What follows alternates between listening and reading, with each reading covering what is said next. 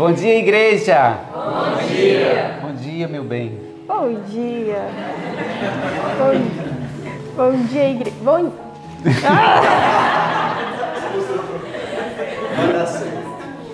Vocês ficam me olhando, eu fico com vergonha. Oxi! Vamos lá do início. Tudo bem. Bom dia, igreja! Bom dia! Bom dia, meu bem. Bom dia! Bom dia, Escola de Profetas! Bom dia! Hoje, esses dias, tudo mudou. Eu, aluna, agora sou formada. E agora namorando. Gente!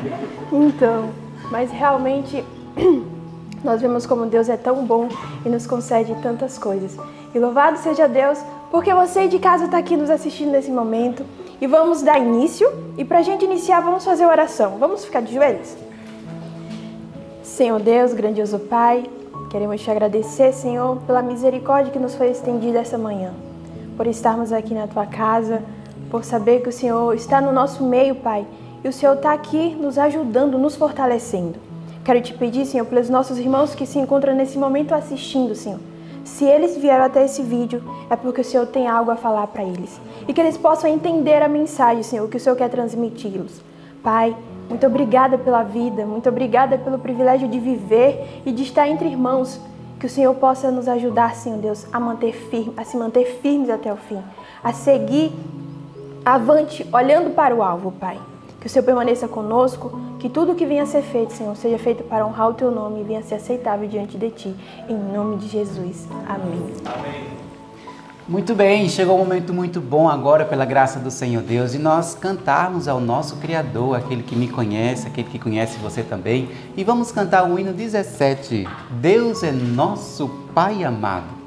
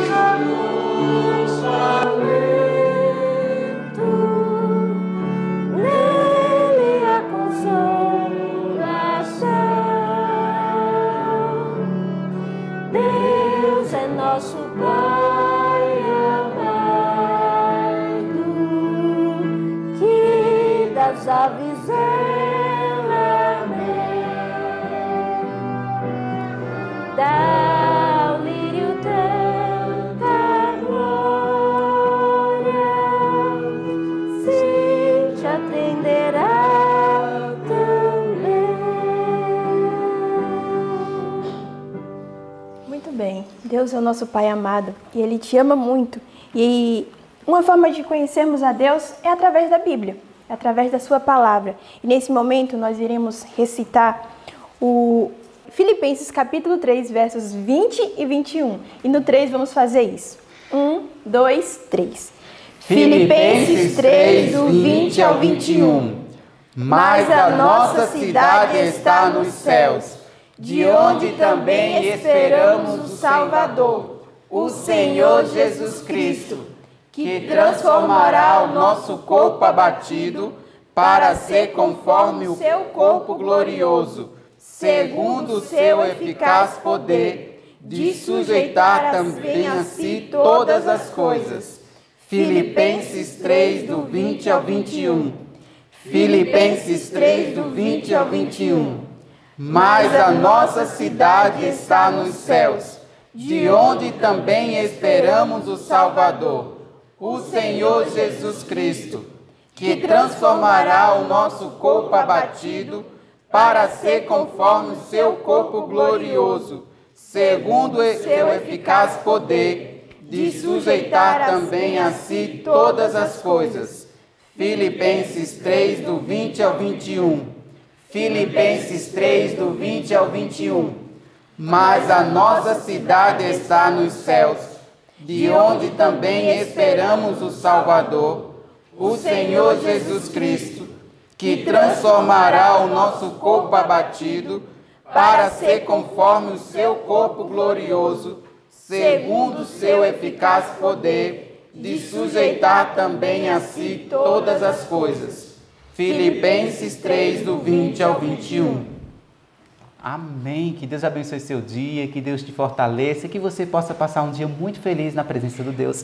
E tenha um bom dia para você. Olá, bom dia a vocês. E agora nós temos um grande privilégio, neste dia, iniciarmos ele bem cedo, estudando a Palavra de Deus. Convido você a fechar seus olhos para nós pedirmos a orientação divina. Senhor Deus, muito obrigado por sua companhia, obrigado por esta manhã, porque hoje estudamos coisas importantes e que o Senhor alimente o nosso coração, a nossa vida, que nós possamos ser pessoas diferentes ao entrar em contato com a Tua Palavra.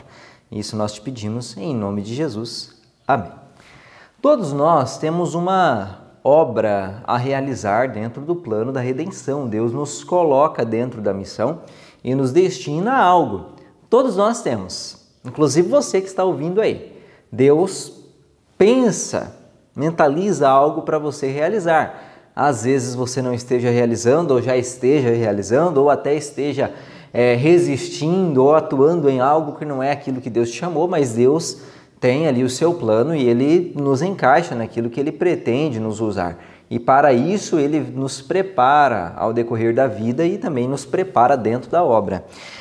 Mas nem sempre por termos uma obra específica, quer dizer que a gente vai ter apenas uma atividade específica. Às vezes dentro da mesma obra, dentro do mesmo chamado, se executa várias funções. E isso nós vimos na vida de Pedro. Nós estamos estudando então agora a vida deste servo fiel de Deus. Ontem nós encerramos a história do apóstolo Paulo, estudando ali sobre o seu último dia, como ele encerrou a sua carreira, e ontem mesmo nós iniciamos a leitura de um novo, o estudo da vida de um novo apóstolo, que é do apóstolo Pedro. E ontem nós lemos a primeira carta dele, o capítulo 1, capítulo 2 e capítulo 3, e hoje nós lemos capítulo 4 e capítulo 5, encerrando a primeira carta, juntamente com o livro Um Fiel Subpastor, capítulo 51 do livro de Atos, que nós entramos na vida deste apóstolo. E como disse na introdução, Deus nos chama para algo. Deus chamou Pedro para algo, mas ele não tinha apenas uma atividade, tinha uma dupla responsabilidade diante daquilo que o céu chamou. E às vezes nós temos também diversas responsabilidades que exigem de nós o empenho, a aplicação e até às vezes algumas dificuldades. E Pedro, ele foi chamado para trabalhar em dois braços, diferente de Paulo, que teve um braço mais forte do que o outro, que foi o trabalho com os gentios, trabalho com novos conversos. Assim foi a maior parte do ministério de Paulo. Não que ele tenha não tenha atuado na igreja já estabelecida, fortalecido os membros, até os cristãos judeus que haviam se convertido, mas o foco dele era os gentios. Agora Pedro, ele tem as duas funções dentro do seu chamado. Ele precisa trabalhar para trazer novos conversos ao cristianismo, mas também fortalecer a vida daqueles que já se haviam se convertido. Trabalhar na vida ali da igreja, na igreja em Jerusalém, onde ele foi enviado, diferente de Paulo, que manteve seu ministério mais itinerante, só que continuando fortalecendo as igrejas por onde ele passou. Agora Pedro tem essa sua dupla função: trabalhar para converter e trabalhar para fortalecer a igreja que já estava estabelecida. E nós temos também essa dupla função. Deus exige isso de nós também, né? Que nós trabalhemos para levar o evangelho às pessoas que não conhecem e que também fortalecemos a vida daqueles que já estão na igreja. Esses não devem ser negligenciados, não devem ser passados por alto. Nós também, mesmo não tendo talvez a responsabilidade, o título de ser um ancião, um pastor ou algo assim, estando dentro da congregação, ainda nós temos que cuidar da vida dos nossos irmãos e fazer com que a igreja seja forte. E para isso, nós passamos por algumas experiências na vida, às vezes por algumas coisas que nos chacoalham para que a gente entre no prumo. Com Pedro não foi diferente. Pedro teve que passar por algumas coisas, Pedro teve que enfrentar algo. Lá em Lucas, capítulo 22, verso 32, vem o conselho, a orientação de Jesus para ele, né? o envio de Pedro, falando que quando Pedro, então, se convertesse, ele passaria, então, a ser um apoio aos seus irmãos. Ele iria fortalecer os seus irmãos. Então, Pedro, ele precisava, antes de ele realizar esse trabalho, passar por uma conversão. E essa conversão foi em meio às suas dificuldades, né? As provações, tudo aquilo que ele ia enfrentando, isso foi moldando o coração dele e o aproximando de Deus, fazendo ele entender de que ele necessitava de Deus desesperadamente, senão ele cairia, ele não era autossuficiente. E Deus foi mostrando isso para Pedro em meio às suas más escolhas, ao seu coração duro. Não precisava ser daquela maneira, mas como Pedro foi escolhendo isso, Deus foi usando essas dificuldades, esses entraves que havia no coração dele, para ir fazendo ele enxergar o que ele precisava se tornar antes de ser um grande apoio para a obra de Deus. Olha só o que diz no parágrafo da página 515. Encontre aí, então, o parágrafo que começa assim: foi depois de haver sido levado à renúncia do eu e a inteira confiança no poder divino que Pedro recebeu o chamado para agir como um subpastor. E agora ao final deste parágrafo: em meio à tormenta da tentação, ele compreendeu que o homem só pode andar seguramente quando, em absoluta desconfiança própria, confia no Salvador. Então, Pedro, ele teve que enfrentar isso. Através da experiência dele, Deus mostrou para ele de que ele não poderia confiar em si. Ele tinha que renunciar o eu, e então ele estaria pronto para ser um subpastor. Enquanto isso não acontecesse, ele mais atrapalharia a obra, ele não conseguiria ser usado. E conosco não é diferente. Nós também temos a necessidade de nos reconhecermos dependentes de Deus.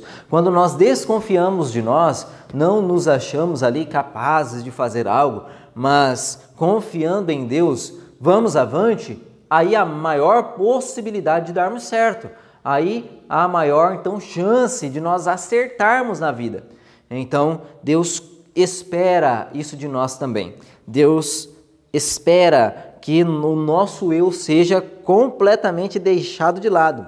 O texto diz que é em absoluta desconfiança própria que isso possa acontecer em nosso coração, para que nós possamos, então, cumprir com segurança o chamado que Deus nos fez, só confiando nele mesmo. Nós não temos nenhuma outra, então, condição, nenhuma outra possibilidade.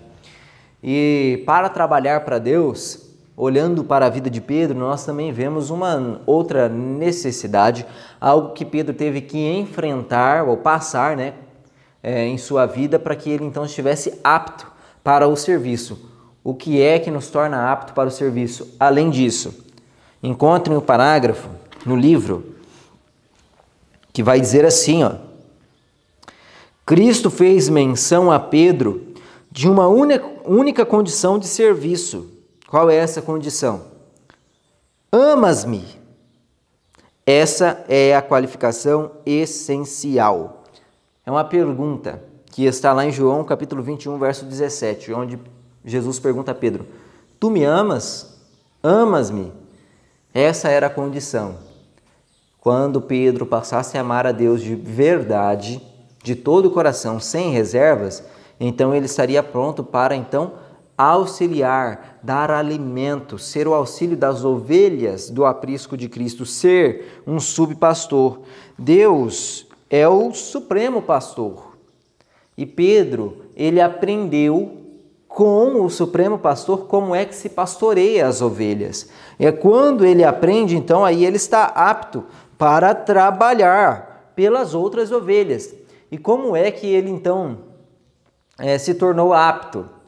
Aprendendo a amar, né, a amar a Deus e reconhecendo o cuidado de Deus para com ele, e agora aprendendo e desenvolvendo em sua vida a mesma ternura com que Deus lhe tratou, a mesma paciência que Jesus lhe demonstrou para com ele. E com o trato que Jesus teve com ele, agora ele estava então preparado para atuar pela vida das outras ovelhas, como um subpastor. O grande pastor era Jesus Cristo. Tendo aprendido do grande pastor, estava pronto também para auxiliar as ovelhas.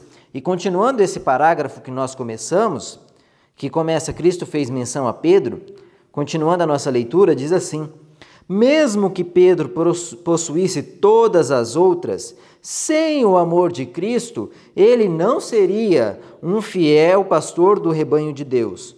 Conhecimento, benevolência, eloquência, zelo, tudo isso é essencial para um bom trabalho. O que é essencial para um bom trabalho para Deus? Conhecimento, benevolência, eloquência e zelo, isso é essencial. Mas sem o amor de Cristo no coração, a obra do ministro cristão é um fracasso. Então, sem amar a Deus e sem ter o amor de Deus em nosso coração, não basta nós termos conhecimento, demonstrar benevolência, eloquência e sermos zelosos. Essas coisas não suprem e não nos qualificam de maneira completa para a obra. O que nos torna, então, completos para trabalhar para Deus é o amor dele em nosso coração. E assim como Pedro, nós também temos a oportunidade de ver esse cuidado, esse amor de Deus em nosso coração através de como Deus nos trata. Deus é misericordioso para conosco. Nós cometemos muitas falhas, até mais do que as de Pedro, em nossa experiência cristã. E Deus ainda assim vai trabalhando com o nosso coração a fim de que nós possamos nos tornar um homem completamente entregue ao Senhor. E com isso, com esse trato, com essa bondade de Deus para conosco, nós também aprendemos como é que nós devemos tratar as outras pessoas. Amar é, então, uma condição para o trabalho. E esse amor não é algo que vem e vai e fica oscilando, não. Ele é algo permanente. O amor de Cristo não é um sentimento somente, mas é algo que opera em nosso coração e nos transforma por completo.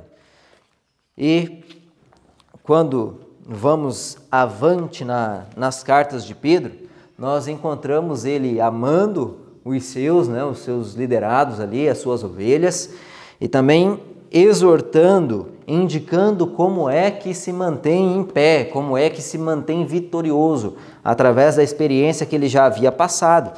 E olha só o que vai dizer lá na primeira carta de Pedro, capítulo 1, verso 13. Olha só o que ele vai dizer aqui para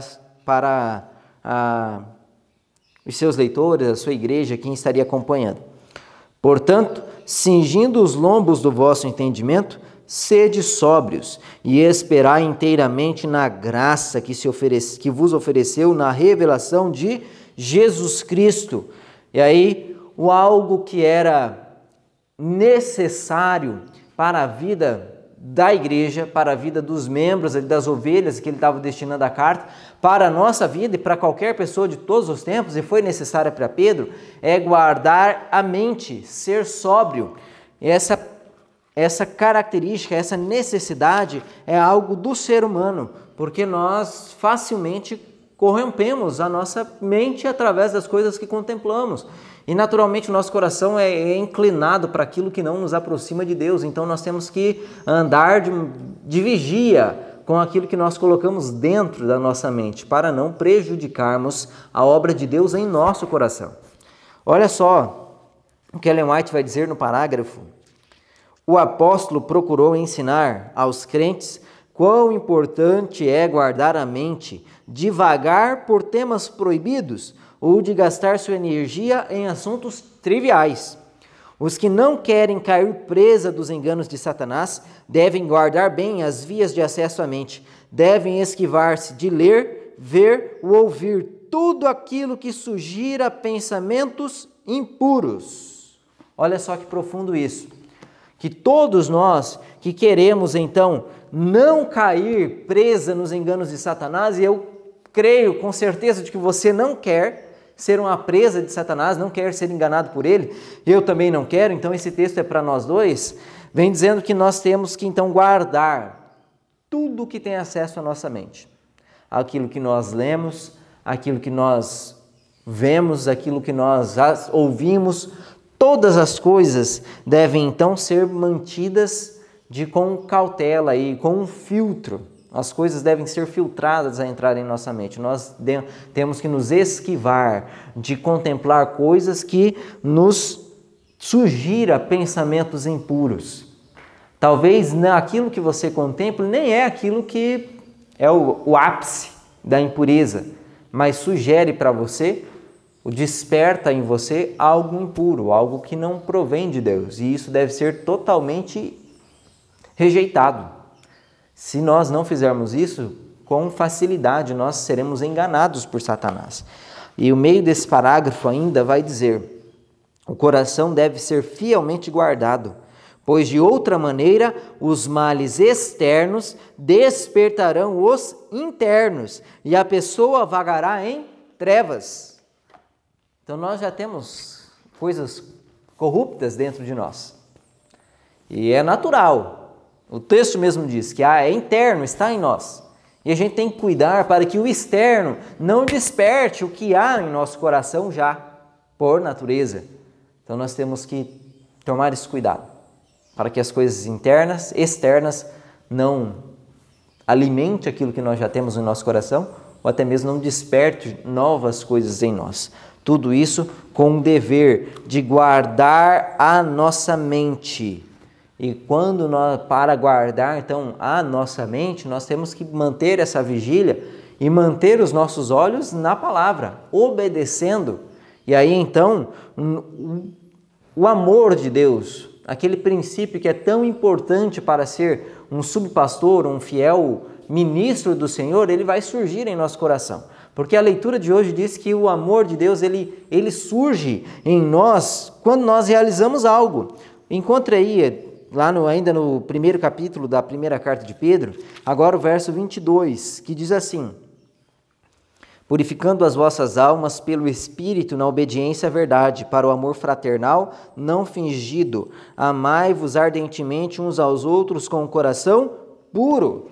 Vem dizendo que a pureza do nosso coração, nosso espírito, vem através da obediência à verdade, e com isso também nós passamos a amar de maneira verdadeira as pessoas. E isso também foi o que foi trabalhado no livro, falando a respeito desse amor, falando de como nós podemos então amar as pessoas. Encontre aí o parágrafo que começa assim: purificando as vossas almas na obediência à verdade, para a caridade fraternal não fingida. Continua Pedro: amai-vos ardentemente uns aos outros com o coração puro. A palavra de Deus, a verdade. É o conduto pelo qual o Senhor manifesta seu Espírito e poder. Como é que Deus manifesta o seu Espírito e poder em nós? Através da palavra. A obediência à palavra produz o fruto da qualidade requerida. Caridade fraternal não fingida. Esse amor tem a sua origem no céu e conduz aos mais altos motivos e ações altruístas. Como é que o amor então é desenvolvido em nós e nós recebemos isso do céu? Através da obediência à palavra. Quando nós lemos, estamos em contato com a palavra e obedecemos, o amor de Deus vai então reinando em nosso coração. E aí nós passamos então a amar de maneira não fingida, mas ter um cuidado fraternal pelas pessoas de maneira verdadeira e sincera. Então, para isso, nós precisamos estar em contato com a palavra. Precisamos estar em contato com aquilo que Deus disse. Este é uma fonte, então, de amar, para vencer, para trabalhar para Cristo.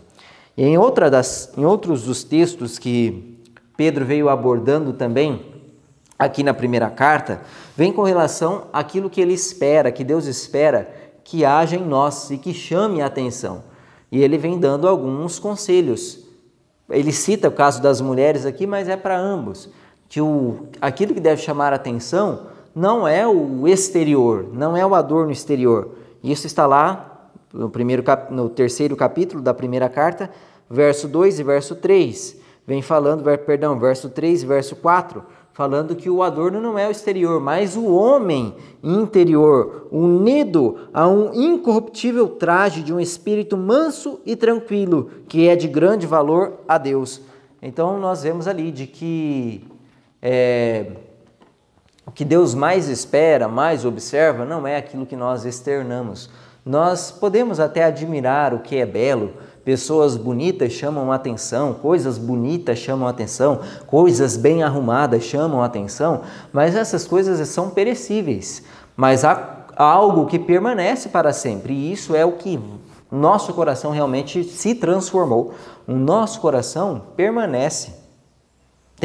O que vai nele vai ser de resultados eternos, seja para o céu ou seja para a perdição, mas o que deve ser cuidado então e altamente adornado e mantido limpo e bem bonito, tem que ser o nosso interior. E Ellen White também comentou um parágrafo comentando sobre essa questão das vestes e daquilo que nós necessitamos. Encontre aí um parágrafo que começa: é justo amar o belo e desejá-lo. Deus deseja que primeiro amemos e busquemos a beleza do alto, que é imperecível. Nenhum adorno externo se compara ao valor da amabilidade de um espírito manso e quieto, o linho fino, branco e puro, que todos os santos da terra usarão.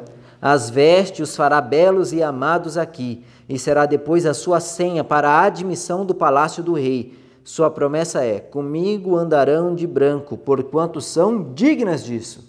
Então, as vestes de justiça, as vestes de um coração convertido, são a nossa senha de admissão ao reino do céu. Nós precisamos entrar lá com essas vestes. Então, o que nós temos que cuidar é do nosso interior, é do nosso coração.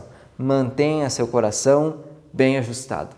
O exterior é interessante, é importante também cuidar, mas você não precisa gastar todo o seu tempo, a sua preocupação com adornar o corpo.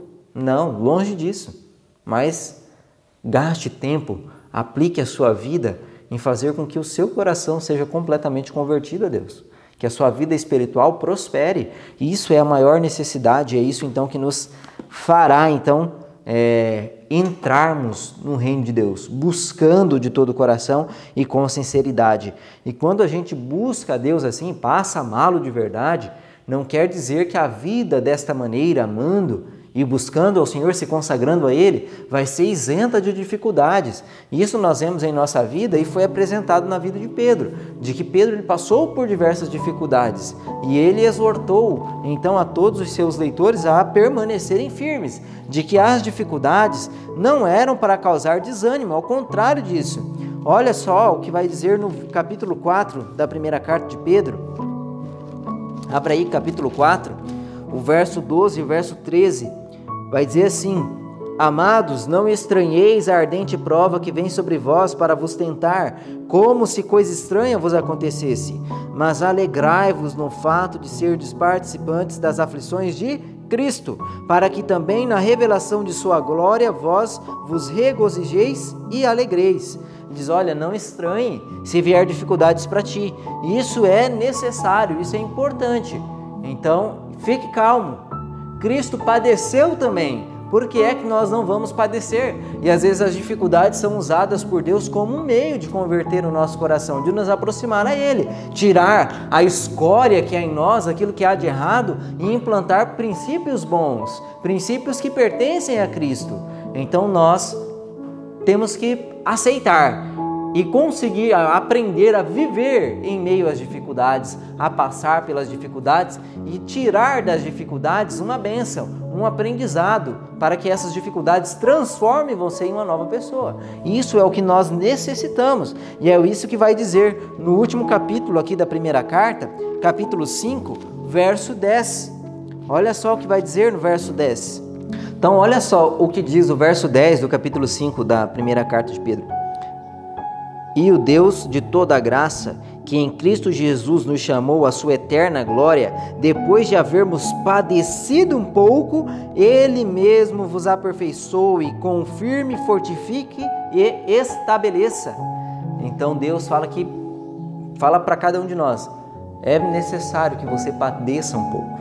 E depois de padecer, esse mesmo Deus que permitiu você passar por essas dificuldades vai operar algumas coisas em você, aperfeiçoar, vai te confirmar, vai te fortificar e vai te estabelecer. Olha só quantas bênçãos nós temos por aprender a padecer, aprender a enfrentar o sofrimento da maneira correta. Que Deus nos abençoe a isso. Assim como Pedro foi constituído um fiel obreiro em meio a tantas reveses na sua vida, nós também possamos aprender isso e viver de maneira justa e honesta, mesmo em meio às dificuldades, aprendendo a amar a Deus de todo o coração e amando as pessoas. E esse amor, ele vem a nós, é colocado em nosso coração através da leitura e obediência à palavra, que isso possa se concretizar na sua vida e na minha. Vamos orar neste momento, pedindo que Deus nos dê um dia em sua presença e que mesmo que hoje venha até nós dificuldades, que nós possamos estar pronto para vencê-las, superá-las. Vamos orar.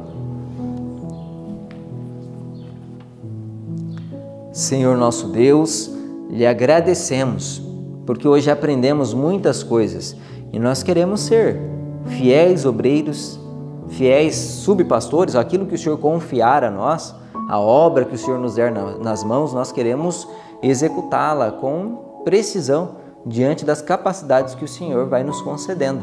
E essas capacidades às vezes são desenvolvidas em meio às dificuldades. E nós queremos lhe pedir que o Senhor nos ensine a passar pelas dificuldades, que nós possamos aprender com a nossa caminhada e nos converter para que possamos estar prontos para trabalhar para o Senhor. Nós te pedimos isso em nome de Jesus. Amém. Que Deus lhe abençoe, te dê um bom dia e até amanhã.